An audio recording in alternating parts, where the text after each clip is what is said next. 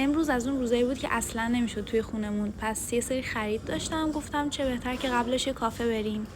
اینجا یکی از کافه های مورد علاقمه که شعبه جدیدش توی منطقه دیگه باز شده بود. رفتیم و آیس ماچا سفارش دادم، خیلی خوشمزه بود، دقیقا مثل شعبه های دیگهش با کیفیت بود و خیلی شلوغ و دلبازتر بود فضاش. 2 آیس ماچایی که گرفتیم شد 440.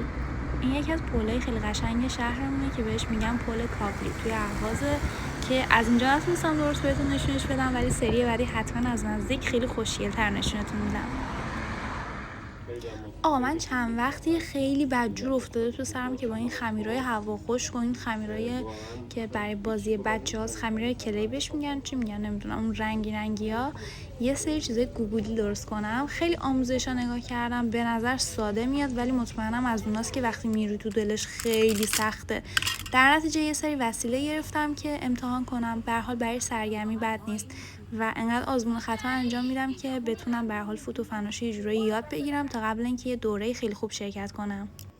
اونجا یه خانم خیلی مهربون کار میکرد که کمکم کرد یه سری وسیله انتخاب کنم که مناسب آماتوراست و قرار شد اگه اوکی بودم باهاش و همه چی خوب پیش رفت برم و وسیله‌های بیشتری بگیرم، ولی فعلا برای شروع اینا کافی بود که جمعاً شد 2300.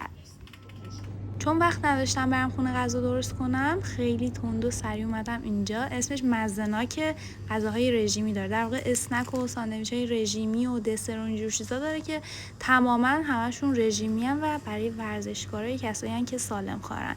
که من 2 ساندویچ گرفتم، ساندویچ بادمجان و مرغ و زیتون. خیلی 2 تاشون خوشمزه بود ولی پیشنهاد من مرغ و زیتون بود.